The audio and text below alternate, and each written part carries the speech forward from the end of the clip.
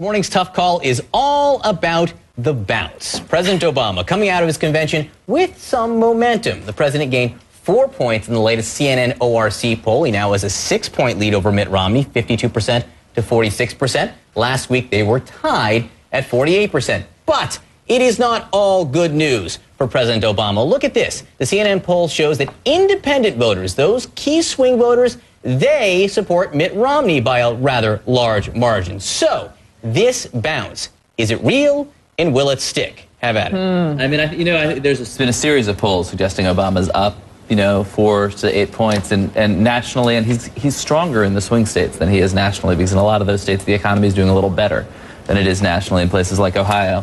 So, I mean, it looks like a real bounce. The independent voters numbers are complicated because a lot of those people are people who left the Republican Party, over in the Bush years, who are disillusioned with Republicans, but who are basically conservatives, who are basically going to wind up on the right no matter what. The other problem with that is what was it before? I mean, we can say it's 10 points down, but was it lower before? Was it higher before?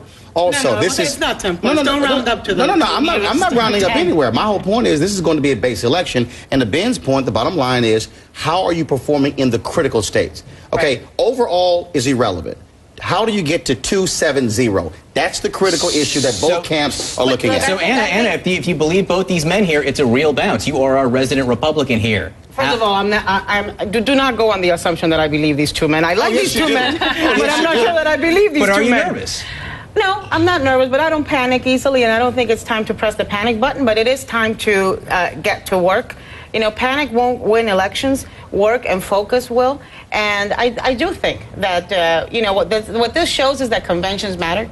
There is no doubt in my mind, having barely survived the two of them, that the Democrat convention was much better than the Republican convention. I'm not sure if we should call this the Obama bounce or the Clinton bounce, but it is a bounce nonetheless. Maybe I'll just spin it by saying Obama's peaking too early. Please spin it, because I got to remind people, Brooke, Bill Clinton spoke in 2008, also 2012, so not like that's real new. But here's the other key. Yeah, but now he's the secretary of explaining stuff Obama cannot. But you know what? Guess what? The Republicans wish they had a former president who can come to their convention and do that.